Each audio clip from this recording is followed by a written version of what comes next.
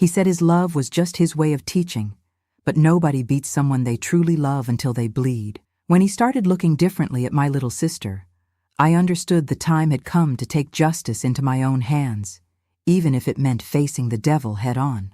My name is Judy Flowers Carter. I'm 78 years old and live here in Flagstaff, Arizona, where the winter winds cut through to your soul during the harshest months. Folks around here know me as Granny Judy the herbalist, because since I was a young girl, I learned from my grandmother the healing power of desert plants. These wrinkled hands you see have helped bring over 100 children into the world and prepared remedies that saved countless others. But not all pain can be cured with chamomile tea or sage leaves. Some marks stay with us for life, like tattoos etched with a rusty nail. Before continuing my story, I'd like to ask a small favor. If you're enjoying this old woman's tale, please hit the like button below and subscribe to my granddaughter Rose's channel, who's helping me share these stories. Each subscription feels like a warm hug reaching me. And tell me in the comments what city you're watching from. This internet thing is like magic that lets me into homes all across America, and that warms my old heart during this harsh winter. Our story begins back in 1962, when I was just 15 years old and my little sister Celeste only 7. At that time, we were living in a modest neighborhood on the outskirts of Phoenix. Our father Arthur had died 2 years earlier in an accident at the shoe factory where he worked. A machine that was supposed to press leather ended up crushing him too. He didn't even make it to the hospital. Our mother, Clara, was a strong woman, the kind that doesn't bend even in the strongest wind.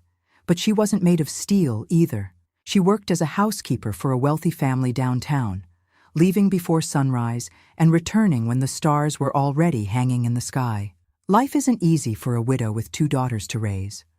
Our little house was small but tidy.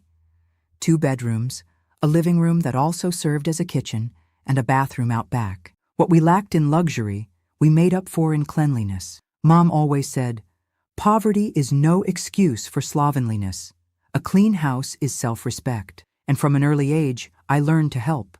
While Mom worked, I took care of Celeste, cleaned the house, washed clothes in the cement tub in the yard, and still managed my schoolwork. Celeste was a beautiful little girl, you know? She had green eyes that looked like 2 bright emeralds, straight, long hair that I braided every day before she went to school. She was a joyful child, the kind who sees beauty even in puddles after the rain. She sang all the time, made up stories about the clouds, and named the ants in our yard. Seeing her happiness gave me strength to face the difficult days. It was on a Friday afternoon, returning from the store with a little flour and beans, that I saw a man sitting in our living room having coffee with Mom.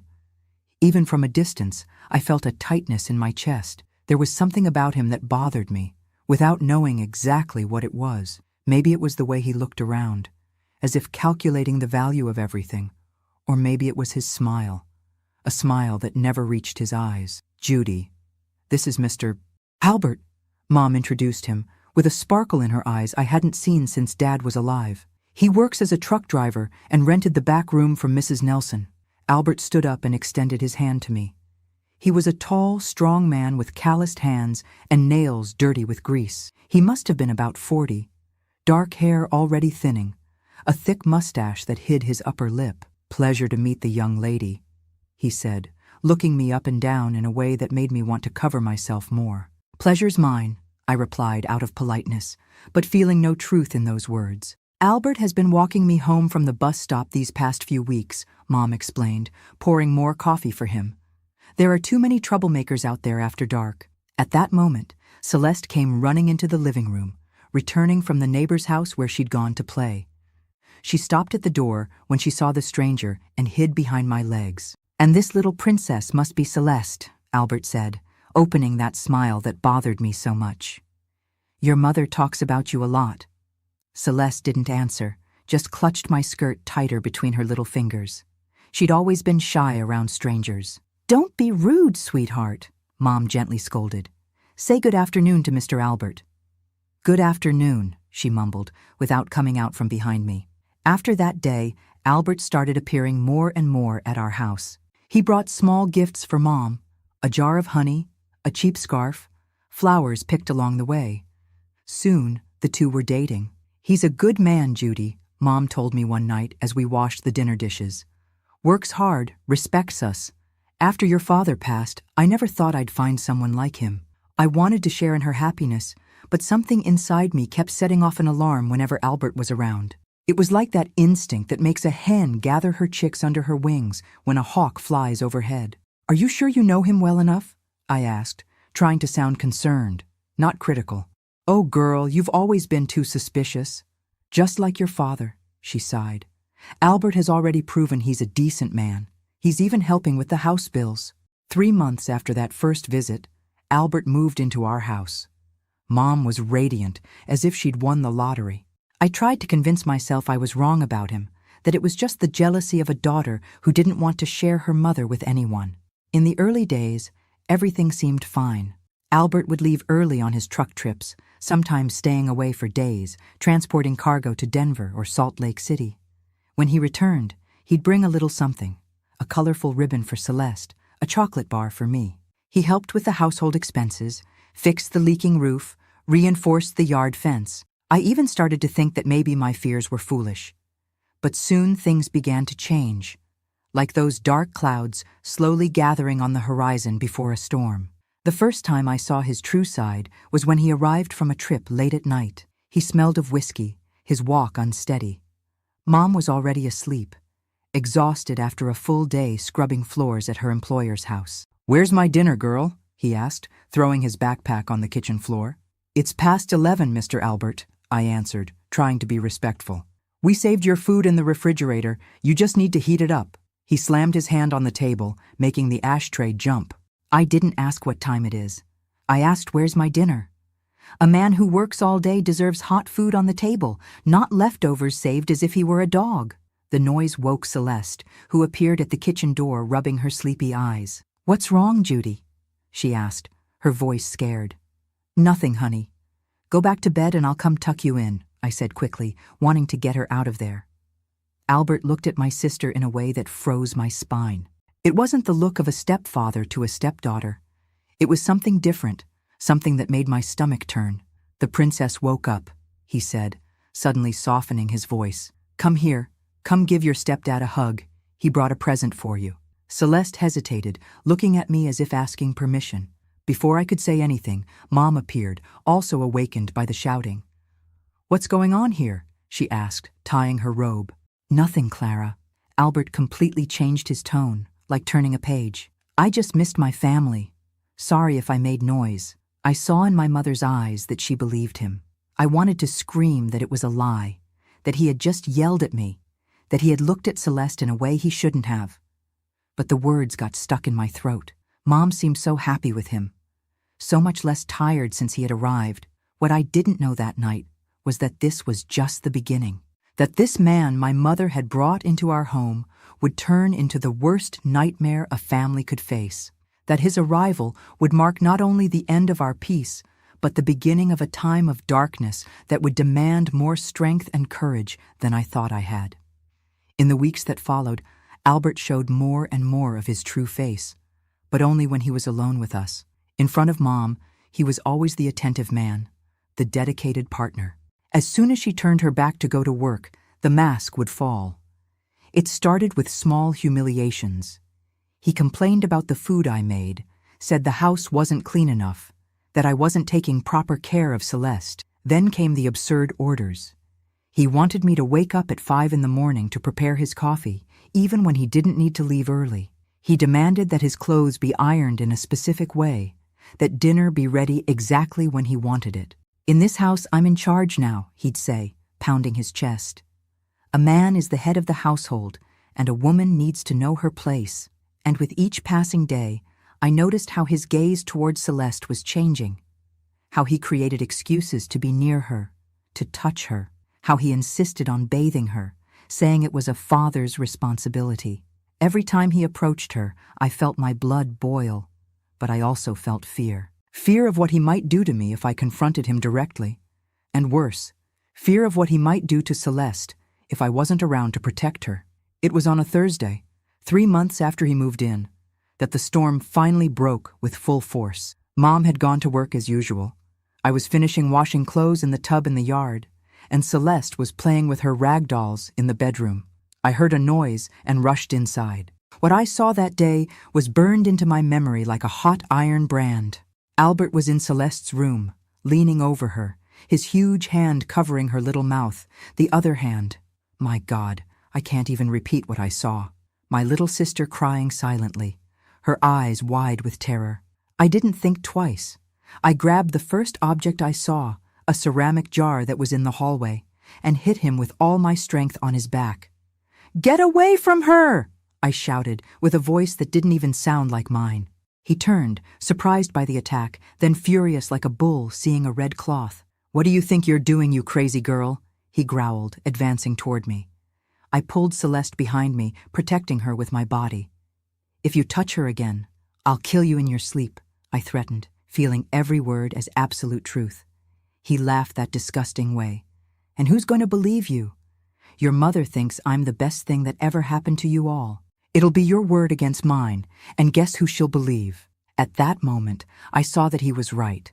Mom was so enchanted with him, so desperate not to be alone anymore, that she might not believe me. Or worse, she might believe but be too afraid to be alone again. "Next time you interfere with my way of educating, you'll get it too," he threatened, adjusting his clothes. "Now hurry up and finish that laundry and prepare my lunch. I'm going into town and I'll be back hungry." When he left, Celeste collapsed in my arms, sobbing so hard I thought she would choke. "He hurt you, Judy," she cried.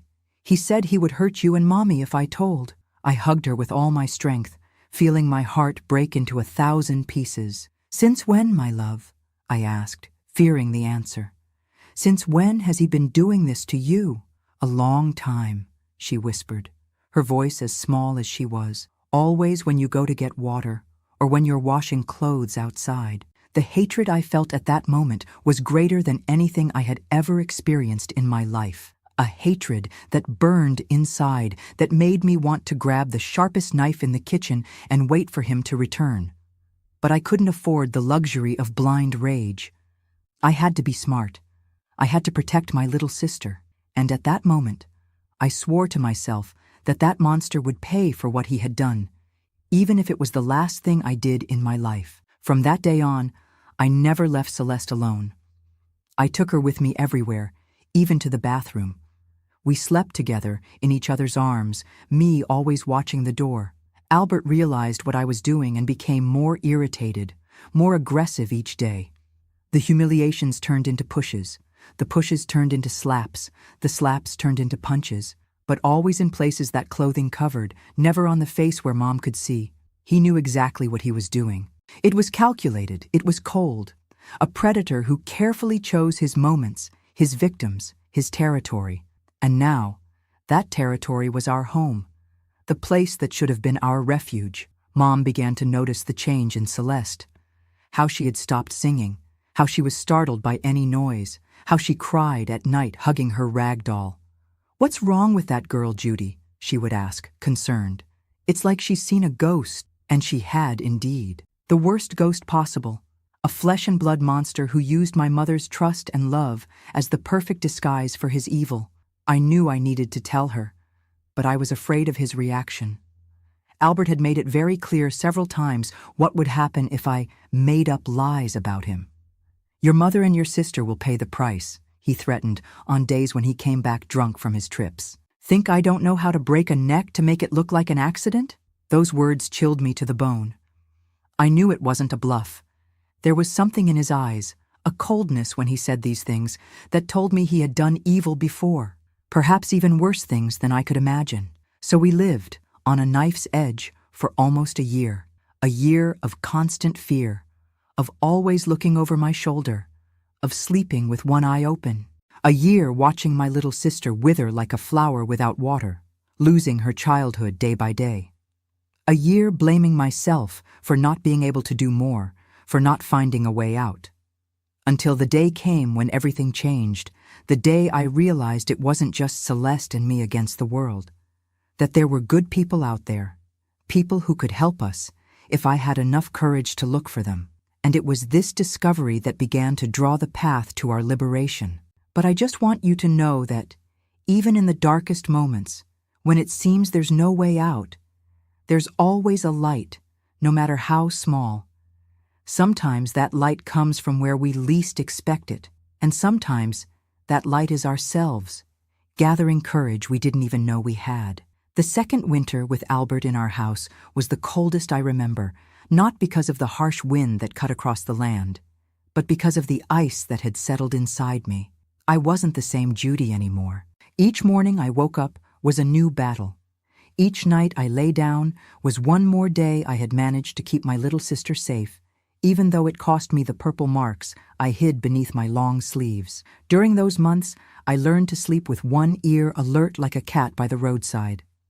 Any creak in the floorboards, any step in the direction of our room, and I was already sitting up in bed, ready to defend Celeste. Many nights he tried to enter, especially when he came back drunk from his trips. He'd find me awake, standing, holding the broom like a spear. "Just came to say goodnight to the little one," he would say with that whiskey breath you could smell from across the room. "She's already asleep," I would respond, not lowering my guard. "Good night to you too." He would look at me with anger, but also with a strange kind of respect, like someone who recognizes a worthy adversary. "One day you'll let your guard down, Judy. Then we'll see who's in charge here." In those moments, I would tremble inside, but kept a hard face. You can wait sitting down. Celeste wasn't the same either.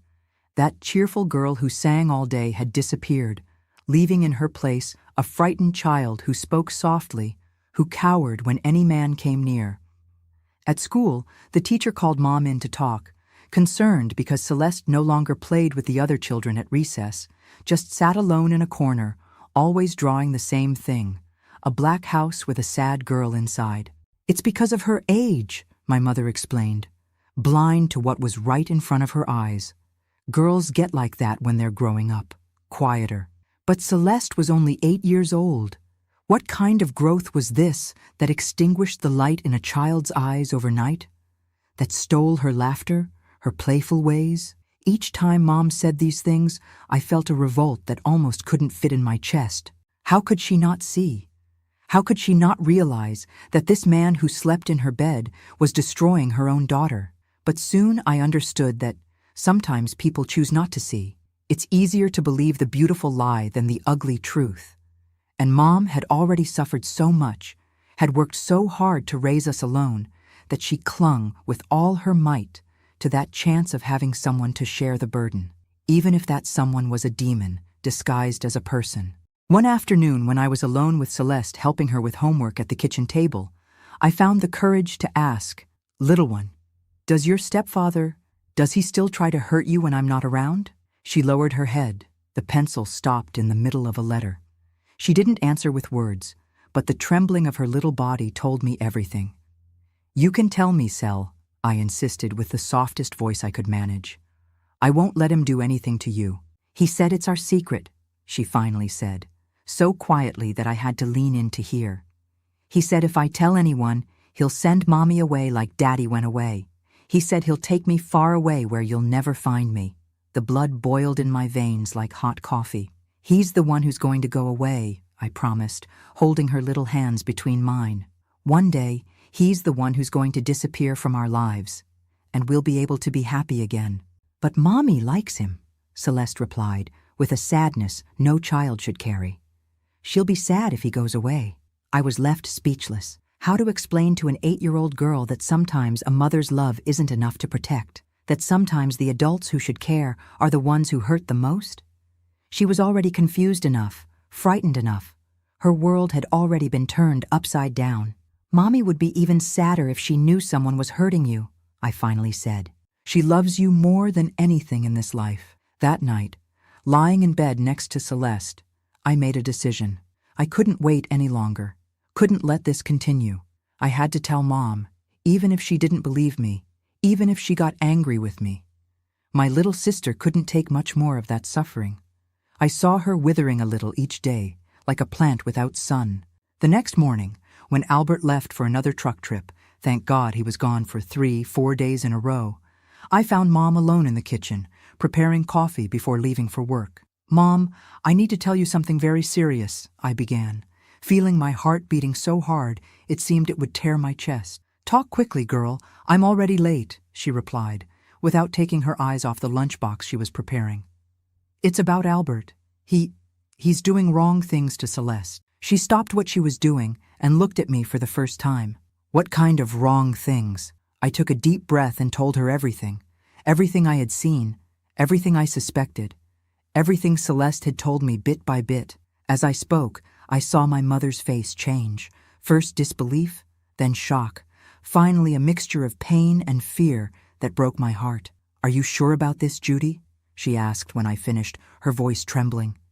"It's a very serious accusation." "I'm as sure as can be, Mom. I saw it with my own eyes. Celeste wouldn't make up something like this." She sat down in the kitchen chair as if her legs could no longer hold her weight. For a moment, I thought I had succeeded, that she had believed me, that now we were going to get rid of that man forever. "My God, what am I going to do?" she murmured, more to herself than to me. "Do? You have to send him away. Report him to the police." She looked at me with eyes full of tears, but also with a fear I had never seen before. "It's not that simple, Judy. You don't understand." "What don't I understand? A man is abusing your daughter under your nose. What's there to understand?" "You don't know Albert like I do," she said, lowering her voice as if the walls could hear. He has a bad side when he drinks. He's threatened me more than once." It was like being slapped in the face. So she knew he was violent, knew he was dangerous, and yet she let him continue in our house near us. "You knew he was like this and did nothing?"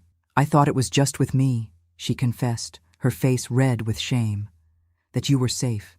He only gets angry when he drinks too much, and I'm afraid, Judy. He said if I tried to end it, he would take revenge.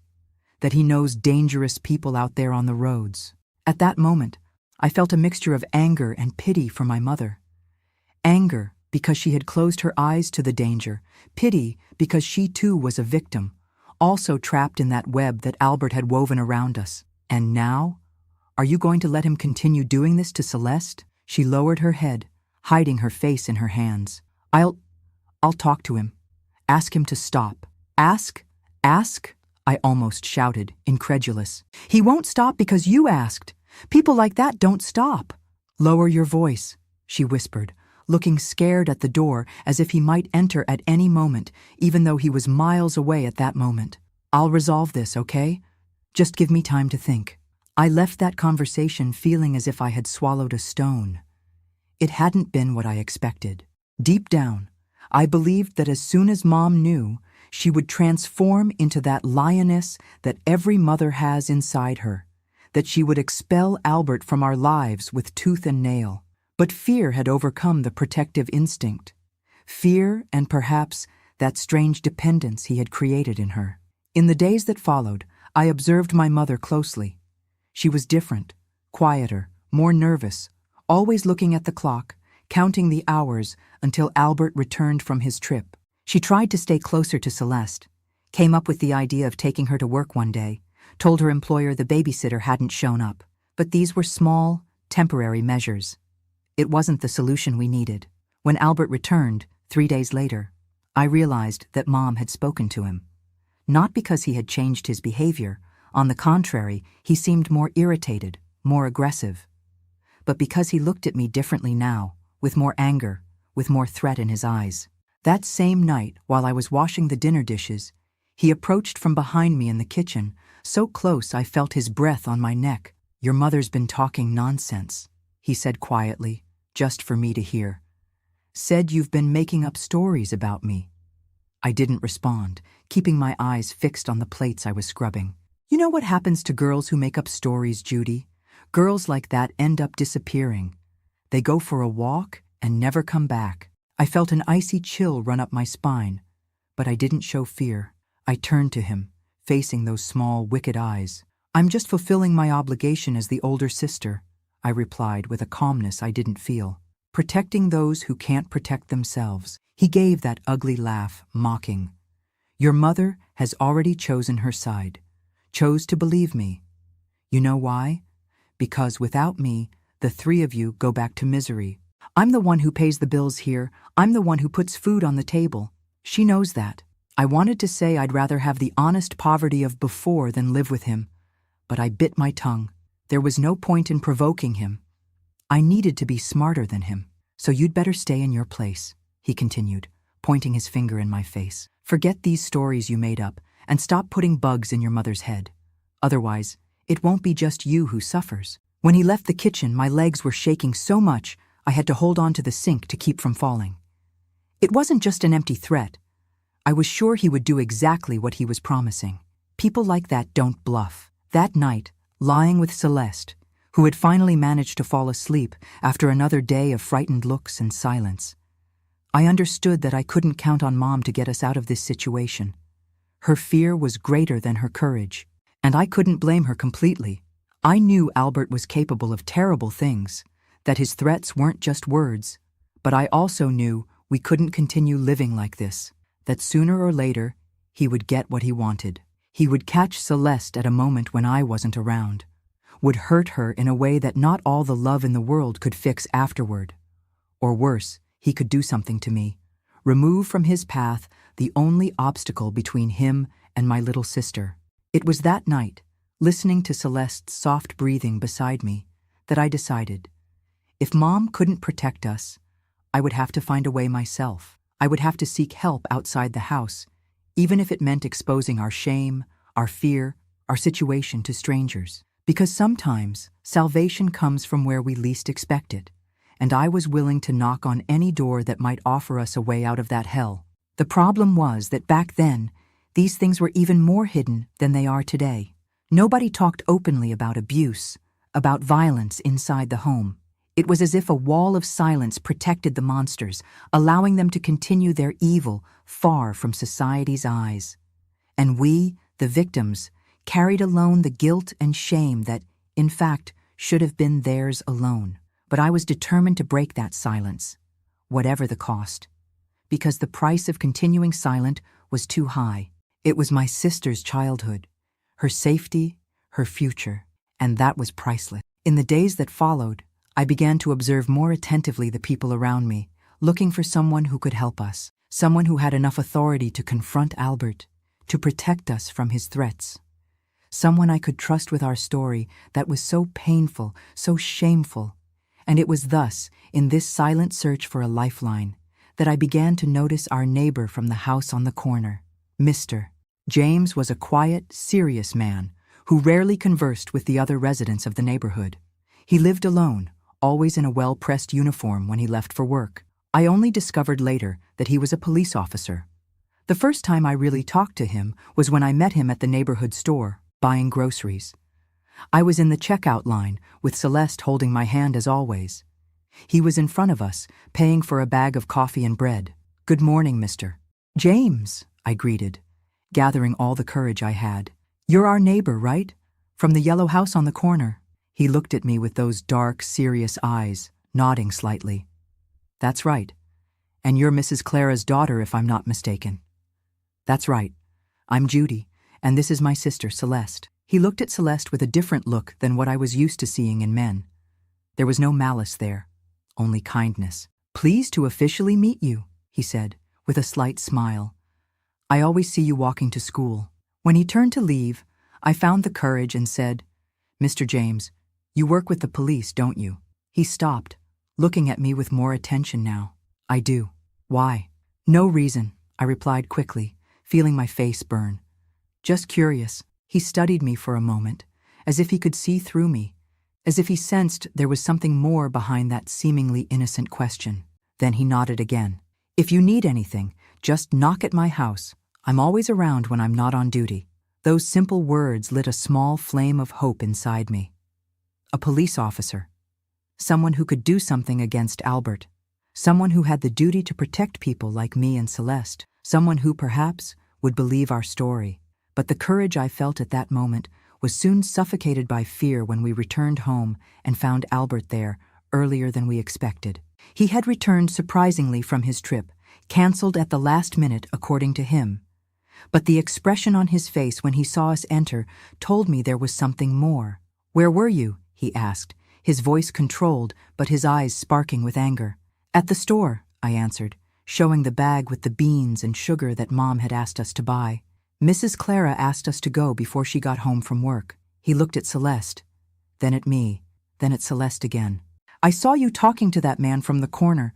What were you talking about with him?" My blood froze. Had he followed us? Was he spying on our steps? "We just greeted him," I replied, trying to appear casual. "He's our neighbor." "I don't want you talking to strangers," he said, his voice rising a tone. "Especially that one. He has the face of a meddler, of someone who thinks he's better than others." At that moment, I understood that Albert knew very well who Mr. James was. He knew he was a police officer and was afraid of him.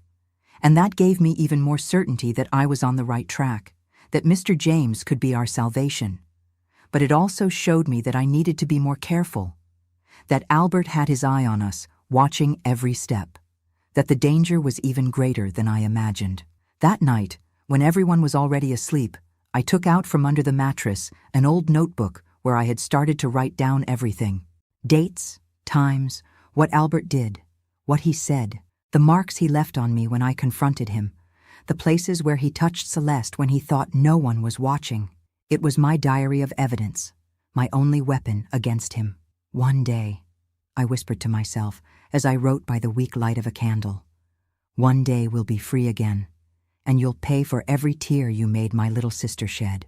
What I didn't know was that this day was closer than I imagined, that events were about to precipitate in a way that would change our lives forever, and that the courage I sought so much was already inside me, waiting only for the right moment to reveal itself in all its strength. The day when everything finally crumbled was on a Wednesday in March 1963.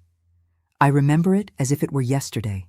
The sky was heavy, the kind that announces a strong storm, the air so thick you could cut it with a knife. Mom had gotten a day off from work because her employer had traveled, so she was home, a rare thing to happen on a weekday. Albert was also home, between one trip and another. He was more nervous than usual, complaining about everything, drinking since early morning. He had received a letter saying he needed to appear at the police station because of an old fine, a small thing, but it made him furious. Now I understand that men like him are terrified of authority. They constantly break the law and fear being discovered. I was in the yard, hanging clothes on the line, when I heard the scream. A scream that froze my blood, that made my heart stop for a second. It was my mother's voice, a sound I had never heard come from her before. It wasn't anger, nor fear. It was pure horror. I dropped the laundry basket and ran into the house. What I saw in the living room was etched into my soul forever. Mom was standing at the bathroom door, hands covering her mouth, face white as candle wax. In front of her, Albert, with his pants halfway up, and my little sister huddled in the corner, crying without making a sound, her little clothes all disheveled.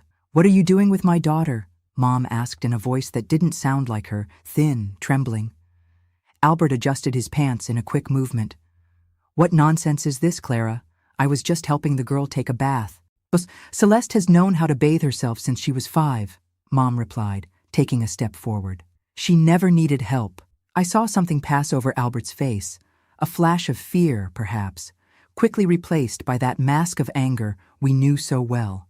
"What are you calling me? What are you insinuating?"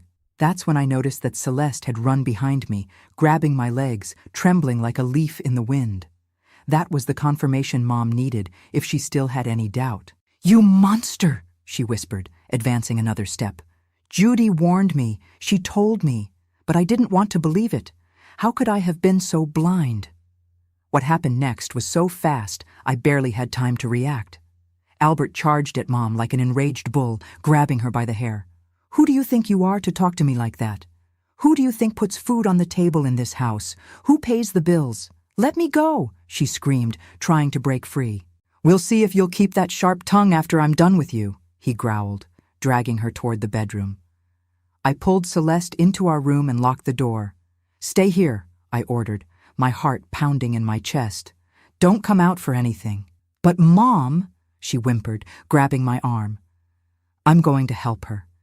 You stay here, under the bed, and don't come out until I come back. Understand?" She nodded, her eyes wide with fear. I gently pushed her under the bed, covering her with the old blanket we used in winter. "Don't make a sound no matter what you hear." I left the room, locking the door from the outside and keeping the key in my dress pocket. I ran to the kitchen and grabbed the first thing I saw, a heavy cast-iron skillet that had belonged to my grandmother. My mother's screams were coming from the bedroom, along with the sounds of blows and furniture being knocked over. "You're going to learn to respect me," I heard Albert yell. "You and those daughters of yours." At that moment, something happened inside me. The fear I always felt when he was around completely disappeared, replaced by an anger so great, so powerful, that it seemed to give me superhuman strength. I was no longer fearful Judy, the 16-year-old girl trying to protect her sister. I was a force of nature, ready to do whatever necessary.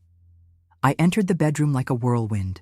Albert was on top of my mother on the bed, his fist raised for another blow. She already had a bleeding nose, one eye beginning to swell. I didn't hesitate for even a second.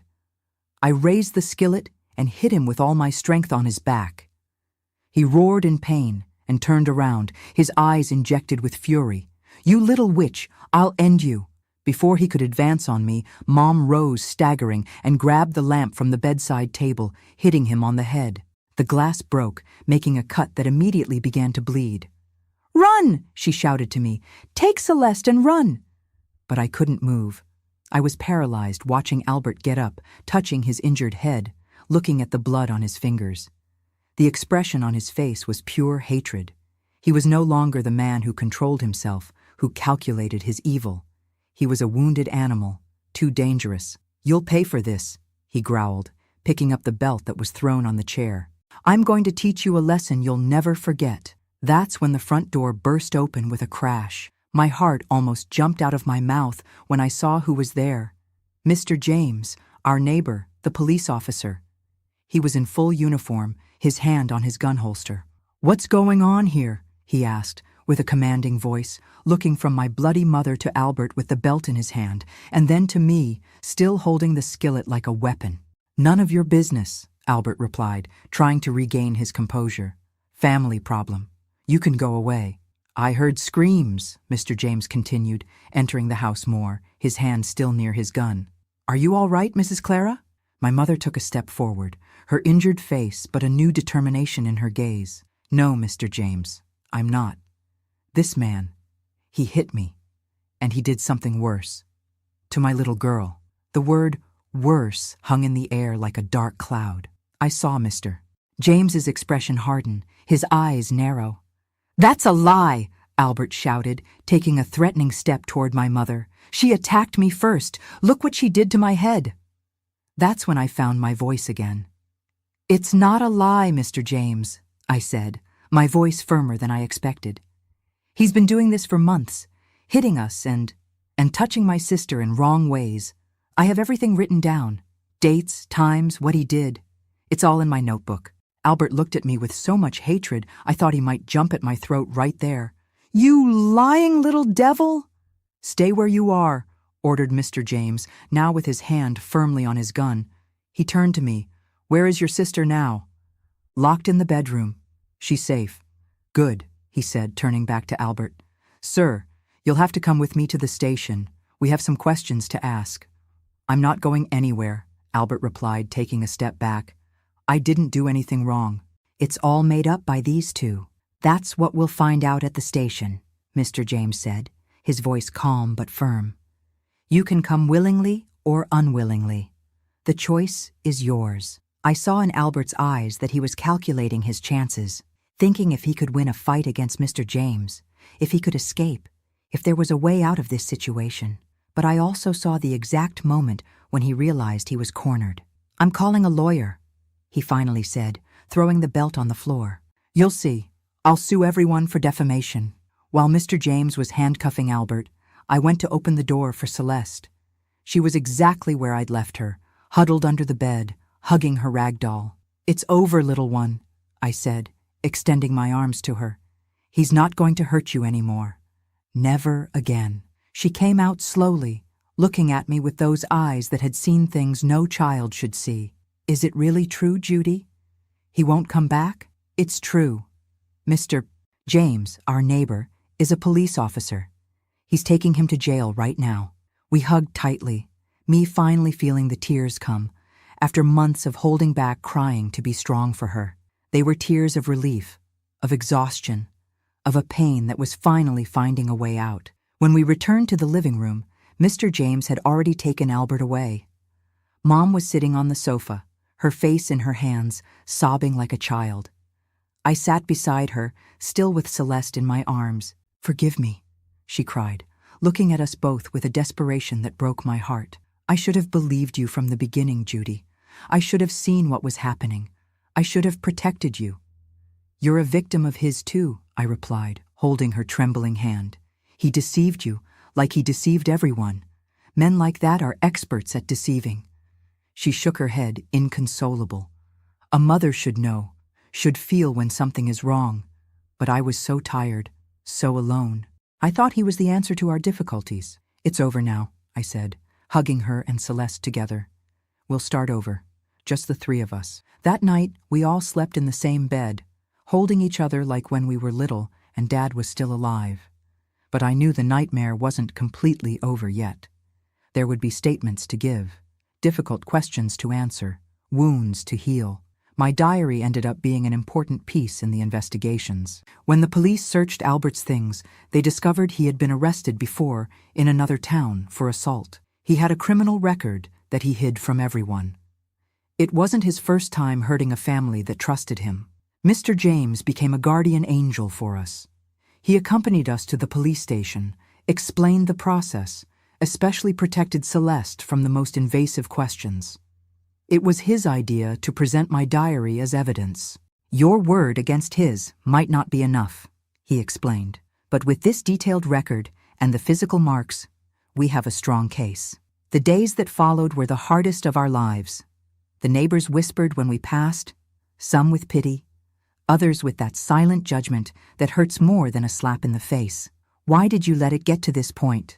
their looks asked my mother. "How didn't you notice sooner?" But slowly, very slowly, we began to rebuild our lives. Mom got more hours of work with her employer, who learned about the situation and, to our surprise, was very understanding. I found a part-time job at a neighborhood bakery to help with expenses. And Celeste went back to school to the same teacher who had noticed something was wrong. Healing the soul is a slow process, much slower than healing bodily injuries. The purple marks Albert left on my mother disappeared in a matter of weeks. But the marks he left on Celeste, on me, on our family, those took years to soften. Some, I believe, never completely disappeared. Celeste had nightmares almost every night that first year. She would wake up screaming, in cold sweats, her little eyes wide with terror. I would sit on her bed, stroke her hair, sing the same lullabies our mother sang when we were little. Gradually, the nightmares became less frequent, the nights more peaceful. 6 months after Albert's arrest came the trial. It was the first time I saw him since that terrible day. He was different, thinner, older, his look less arrogant. But when he saw us enter the courtroom, I saw that same hatred flash for an instant in his eyes. Testifying wasn't easy. I had to tell, in front of strangers, things I could barely admit to myself. I had to describe what I had seen him do to Celeste, the threats he made, how he manipulated my mother. Each word was like tearing off a piece of my skin. But I looked at Mr. James, sitting in the front row, nodding to encourage me, and found strength to continue. Thank God, Celeste was spared from testifying. The judge agreed that she would speak only to him in private, without Albert's presence or the lawyers. When she came out of that room, she seemed lighter, as if she had left inside a bit of the weight she carried. Albert was sentenced to 8 years in prison for child abuse and domestic violence. At the time, it seemed too little time for such evil he had done. Today I know there is no sentence long enough to compensate for a child's stolen childhood, destroyed trust, years of fear. When we left the courthouse that day, Mom, Celeste, and I, holding hands, I felt for the first time in a long time that we were truly free. That we could breathe without fear, sleep without terror, live without constantly looking over our shoulder. "Thank you for being so brave," Mom told me that night when we were alone in the kitchen, after Celeste had already gone to sleep. "Thank you for doing what I couldn't do." "You were brave too," I replied, holding her work-calloused hands. "In the end, you faced him, even afraid. That's courage too." She shook her head, her eyes teary. "I shouldn't have let it get to that point. A good mother. Enough blaming yourself, I interrupted. The only one to blame is him. Only him. You did the best you could under the circumstances. Now we have to look forward. And that's what we did. We looked forward, day after day, month after month. Our small family of 3 women reconnected, strengthened, found moments of joy again amid the healing. It wasn't an easy or quick path, but we took each step together, holding each other's hands. Celeste started to smile again, to sing softly while playing. Mom stopped jumping, startled, when someone knocked on the door, stopped cringing when a man spoke loudly near her. And I learned that courage isn't the absence of fear, but the decision to move forward despite it. Years later, when we were already adults, Celeste told me something I never forgot. You were my hero, Judy. When I thought no one could save me, you saved me. But the truth is that we all saved ourselves together. Me, gathering courage to speak up. Mom, finally facing the painful truth. Celeste, surviving with a strength no one would expect from such a small child. And Mr. James, appearing at the right time, believing in us when we needed it most. That terrible experience taught me that evil does exist, and sometimes lives under our own roof. But it also taught me that there is goodness, that there are people willing to help, to believe, to extend a hand when we need it most. And it taught me, above all, that we are much stronger than we imagine, especially when we fight not only for ourselves, but for those we love. The path to true healing was just beginning. We needed not only to get rid of Albert, but also to piece together our broken souls, rebuild our confidence, and find a way to move forward without letting the fear and pain of the past define who we were. And so, step by step, we began to collect evidence not just against Albert, but evidence of our own strength and resilience. The morning after Albert's trial dawned differently. The sun came through the window cracks as if bringing not only light, but also hope. I breathed deeply that air that seemed lighter, without the weight of his presence in the house. But I knew our battle wasn't completely over yet. I sat at the kitchen table with my little notebook of evidence, flipping through those pages that had helped send Albert to jail. Each note there was a painful piece of our history, but also a brick in the construction of our liberation. Mr. James had taught me a valuable lesson. Document everything. Don't rely just on word against word. We need concrete evidence, he had told me as we prepared the case. Your word has value, but the system often doesn't believe victims without clear evidence. That's why, even after the trial, I continued the habit of writing everything down. Celeste's nightmares, the nights when Mom cried in secret, the small victories of each day, like my sister's first genuine smile when she received a kitten as a gift from Mr. James, or the day when Mom finally managed to sleep an entire night without startling. Documenting our recovery became as important as documenting the abuse had been. It was my way of ensuring we were truly moving forward, that Albert's shadow diminished a little each day. Soon after the trial, Mr. James introduced us to Mrs. Olivia, a lady in her 60s who volunteered at a support center for women victims of violence. It was a simple place, operating in the back of a church, but the work they did there was more precious than gold. You need help to heal from what happened, Mrs. Olivia explained with that gentle voice that felt like a hug. There's no shame in asking for help. The shame is all his, the abuser's, never yours. At first, Mom resisted.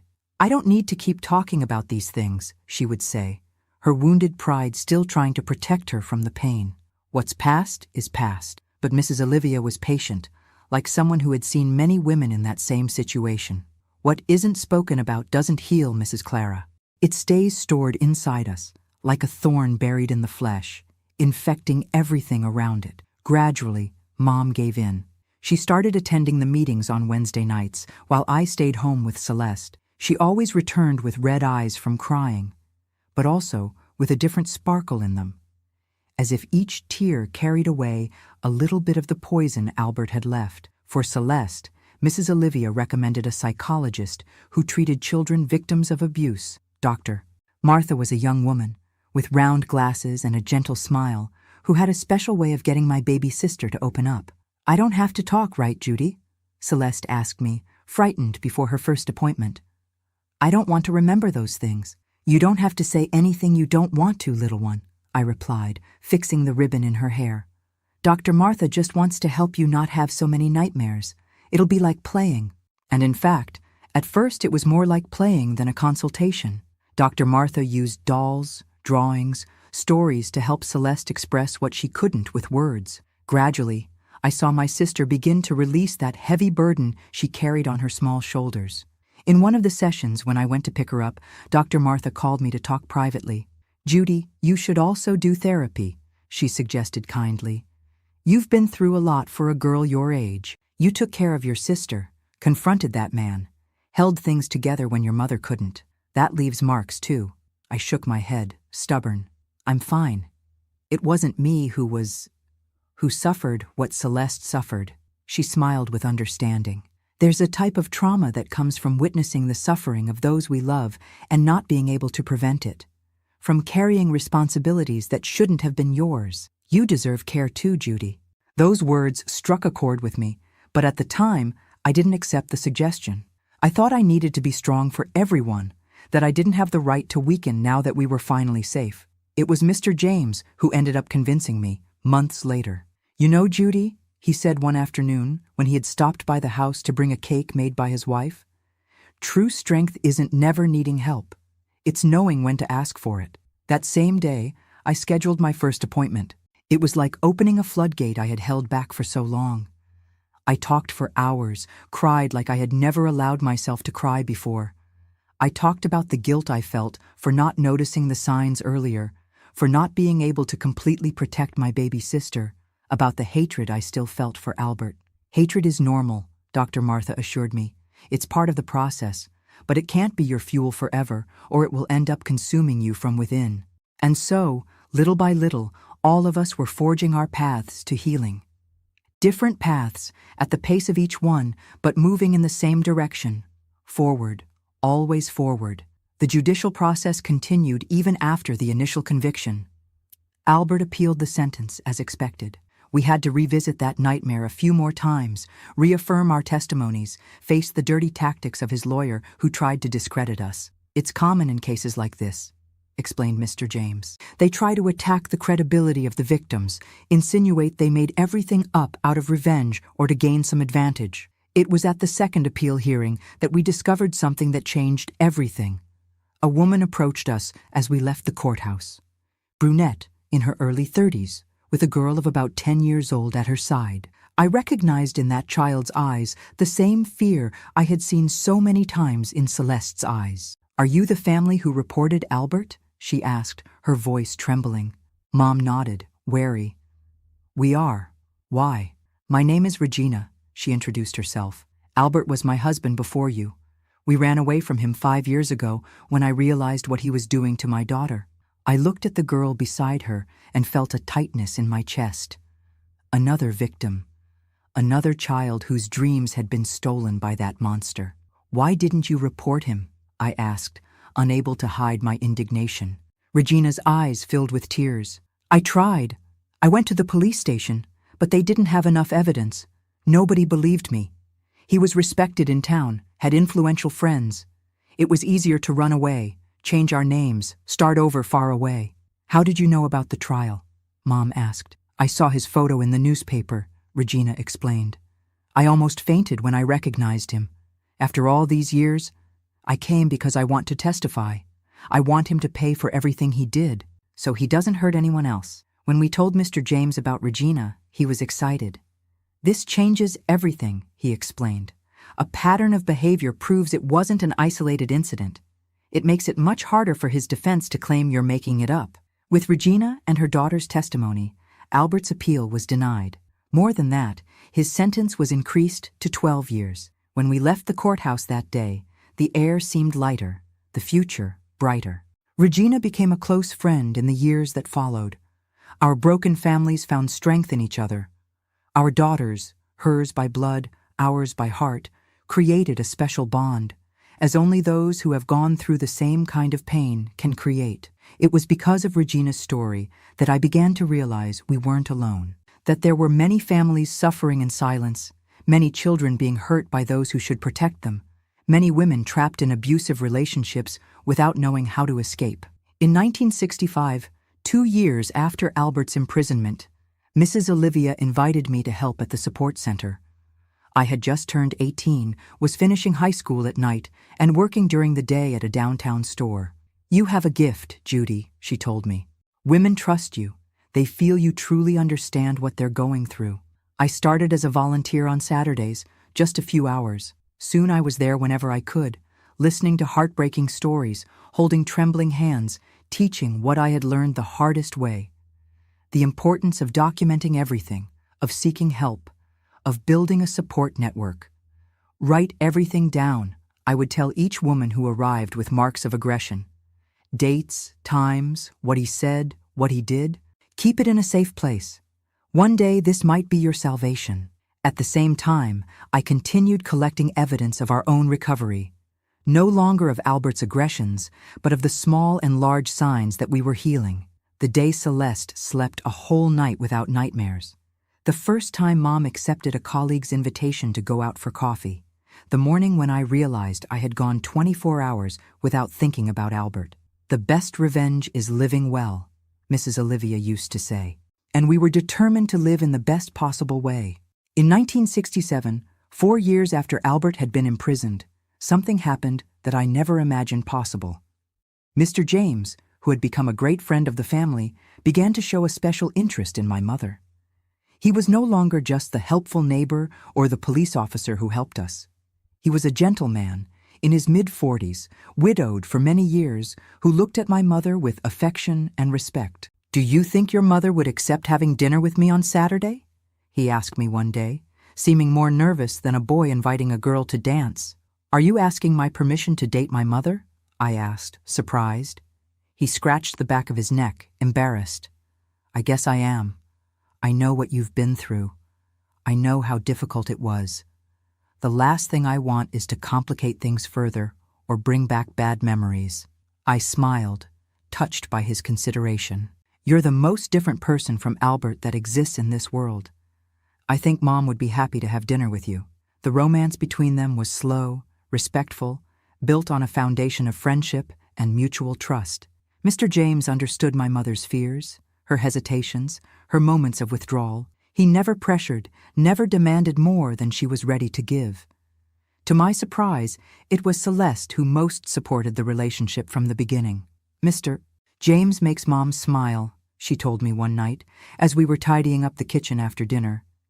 "It's been a long time since I've seen her smile like that," and it was true. Mom looked years younger when she was with him. The worry lines that had deepened on her face in recent years softened a bit. Her eyes sparkled in a way I barely remembered. In 1969, 6 years after Albert's imprisonment, Mom and Mr. James married in a simple ceremony in our house's backyard. I, at 22, and Celeste, at 14, were the bridesmaids. Mrs. Olivia, Dr. Martha, Regina, and her daughter were there, along with other friends we had made in this new phase of life. I never thought I would be able to trust a man again. Mom confided in me on the eve of the wedding as we tried on the simple but beautiful dress she would wear. I thought that part of my life was over forever. "Mr. James isn't just any man," I replied, adjusting the belt of the dress. "He showed with actions, not words, that he deserves your trust." She nodded, her eyes watery. "And you too? Are you really okay with this? I don't want you to feel I'm replacing your father or—" "Dad would want you to be happy," I interrupted gently. "And Mr. James makes you happy. That's all that matters to us." On the wedding day, when I saw my mother walking down the improvised aisle between the chairs in the backyard with that radiant smile that illuminated everything around, I knew we had finally reached the other side of that dark valley. Not that the scars had disappeared. They were still there, forever a part of who we were, but they no longer defined us, no longer limited our ability to feel joy, to trust, to love. Mr. James became not only a good husband to my mother, but a loving stepfather to Celeste and a mentor to me. It was he who encouraged me to continue my studies, to take the normal course and become a teacher. It was he who showed, with his daily example, that there are good men in this world, men who care instead of hurt, who protect instead of threaten. That same year, 1969, I received news that shook our newly stabilized world. Albert was requesting parole for good behavior. He had served only 6 of his 12-year sentence and was already trying to get out. The fear returned like a punch to the stomach. I immediately thought of Celeste, now a teenager beginning to blossom, finally leaving behind the ghosts of childhood. I thought of my mother, newly married, building a new life with Mr. James. I thought of myself, almost a trained teacher, with plans and dreams for the future. "He won't succeed," Mr. James assured us when we told him the news. "I'll mobilize all the contacts I have."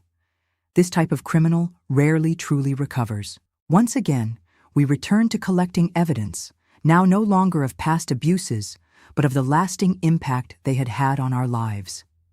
The years of therapy Celeste still needed, the psychologist's reports documenting the persistent trauma, the nights when she still woke up screaming when something triggered the bad memories. Regina also joined our fight, bringing her own documentation, her own story of suffering at the hands of that same man.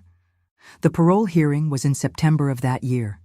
It was the first time I saw Albert since the trial, 6 years earlier. He was older, thinner, but his eyes, those eyes still had the same hidden evil that I knew so well. When our gazes crossed in the hearing room, I felt a chill run down my spine. For a brief moment, I was again that 16-year-old girl, terrified, but determined to protect her baby sister at any cost. But then I took a deep breath and remembered who I was now. A strong, educated woman with a support network, with tools I didn't have before. I testified with a calmness that surprised even myself. I spoke about the lasting effects of the abuse, about how our family still struggled with the consequences of his actions, about how Celeste, now 14, still needed regular therapy to deal with the trauma. When Regina testified, telling how her daughter had developed problems with self-esteem, trust, relationships with others, I saw the faces of the parole board members change. The narrative of Albert as a man who made an isolated mistake and deserved a second chance began to crumble. The parole request was denied. Albert would have to serve at least 3 more years before he could apply again. When we left the hearing room that day, I felt as if we had won a crucial battle in a war that seemed endless. "We can't let our guard down," said Mr. James as we drove home. "He'll try again as soon as he can." And he was right. But we were also more prepared now. Each parole denial strengthened our case, created a more solid record that Albert was a danger to society, especially to women and children. It was during this time that I began to realize the greater importance of what we were doing. It wasn't just about us, about our family, about our personal justice. It was about all the potential future victims we were protecting by keeping him behind bars. It was about breaking the cycle of violence before it could repeat with another family. Our work of collecting evidence, which had begun with my little notebook hidden under the mattress, had transformed into something much larger, a testimony to the power of victims when they unite, when they document, when they persist, despite fear, despite shame, despite a system that often seems to work against them. And so we continued, year after year, hearing after hearing, building not only the defense against Albert, but also a future where the shadows of the past, though never forgotten, no longer had power to paralyze us or determine our paths. Because in the end, the most important evidence we collected wasn't in the documents, the testimonies, or the medical reports. It was in the life we managed to rebuild despite everything, in the strength we found in the shadows, in the light we managed to kindle even in the darkest moments of our journey. When Albert finally served his full sentence and was released in 1975, I was already another woman. At 28, I had graduated as a teacher, taught at our neighborhood's municipal school, and continued my work at the Support Center for Women Victims of Violence. Celeste, at 20, was studying nursing and had become a beautiful young woman, still with those green eyes that resembled bright emeralds, but now with a sparkle of determination that filled my chest with pride. When we received the news of his release, of course we felt fear. It's a fear that never completely goes away, like a scar that aches when the weather changes. But now we had tools we didn't have before. We had a protection network. We had Mr. James, whom by this time we affectionately called Dad, vigilant as always. "He can't come near you," Mr. James reminded us, showing the restraining order he had obtained. "If he tries any contact, he goes straight back to jail." One of the conditions of Albert's freedom was that he couldn't remain in our city. He had to move at least 300 miles away, report regularly to a probation officer, and couldn't work in places with access to children. Small guarantees that, even not completely eliminating our fear, allowed us to breathe. We never saw him in person again. We learned, through Mr. James's network of contacts, that he had moved to Colorado, where he got work as a mechanic's helper. Years later, we received news that he had died in a car accident, drunk, alone, on a deserted road. I didn't feel joy at the news, nor sadness, just a strange sensation of a cycle that was finally closing. But this story isn't about Albert. It's about how we rebuilt our lives despite him, beyond him, after him. My mother's marriage to Mr. James was like a second chance for all of us. He showed us, with infinite patience, that not all men are monsters in disguise. He taught us that true love doesn't hurt, doesn't humiliate, doesn't terrorize. On the contrary, it strengthens, respects, protects. Celeste was the one who flourished most with this new family structure. Gradually, she stopped being that frightened girl who cowered when a man raised his voice. She began to trust, to open up, to laugh in that carefree way she had before everything happened. "You know, Judy," she told me one day, as we returned together from college, me already graduated, her still a student. "Sometimes I wonder how our life would have been if Albert had never appeared." "It would have been easier," I replied, thinking of the invisible scars we still carried. "Maybe," she agreed. "But we also wouldn't have met Mr. James or Mrs. Olivia or Dr. Martha. We wouldn't be helping other women. It's strange to think that something so terrible can lead to good things too." Her wisdom, still so young, surprised me. And she was right. From the darkness we lived through, purposes, vocations, friendships had been born that might never have formed under other circumstances. I continued to work at the support center, now no longer as an occasional volunteer, but as a coordinator. Alongside my teaching career, I built a welcoming and guidance work that became a reference in the region. I taught women not only how to leave abusive relationships, but also how to rebuild their lives afterward, as we had done.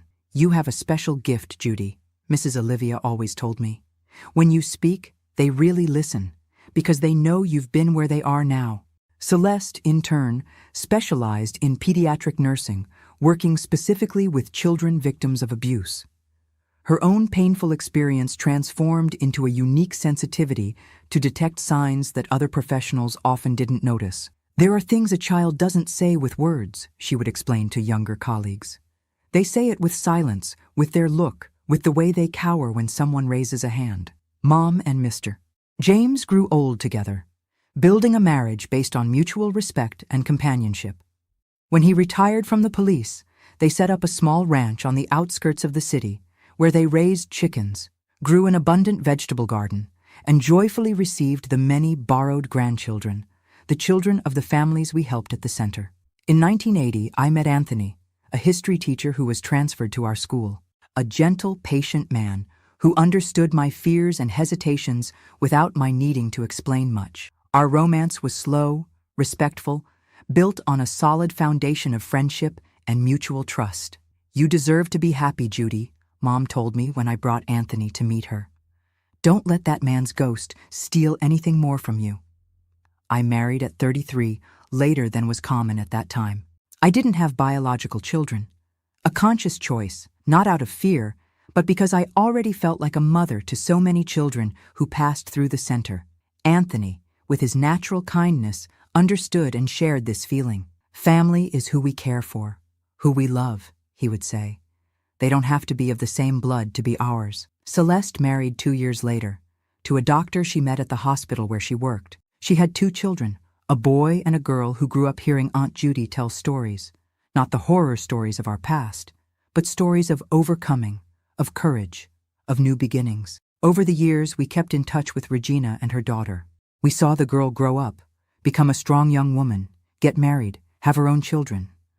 A shared victory over the evil that once tried to destroy us. In 1995, when I was nearing retirement as a teacher, I helped found a shelter for women and children in situations of domestic violence. A safe place where they could stay while rebuilding their lives away from their abusers. We called it Clara's House, in honor of my mother, who had passed away that same year, peacefully at 75, holding Mr. James's hand until her last breath. The opening of the house was a bittersweet celebration, sad for Mom's absence, but also a tribute to everything she represented. The ability to start over, to find strength even in the most desperate situations, to transform pain into purpose.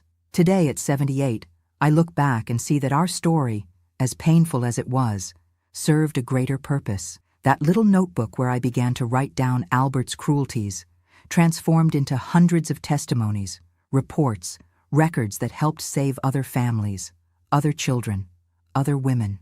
We are not just survivors. We are bearers of precious knowledge, of wisdom acquired in life's trenches. And sharing this wisdom, this path to liberation, became the meaning of my existence. If you're watching me now, perhaps you're living your own nightmare. Perhaps you have an Albert in your life, using another name, another face, but causing the same kind of terror, humiliation, pain. I want you to know there is a way out. There is help, there is life, a good, full, dignified life beyond this dark moment. Document everything. Seek help. Don't be ashamed.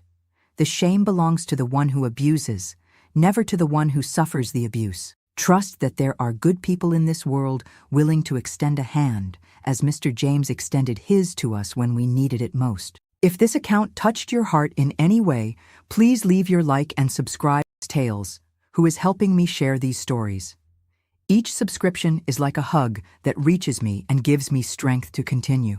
The time I have left in this life I want to use to show that scars, no matter how deep, can transform into marks of honor, witnesses to our incredible capacity to survive, to start over, to flourish even in the most arid soils. As we say here in Arizona, after the harshest frost comes the most beautiful green on the field. And so is life. After the deepest pain, if we have the courage to keep walking, can come the most genuine joy, the truest peace, the freedom that no one will ever be able to take from us.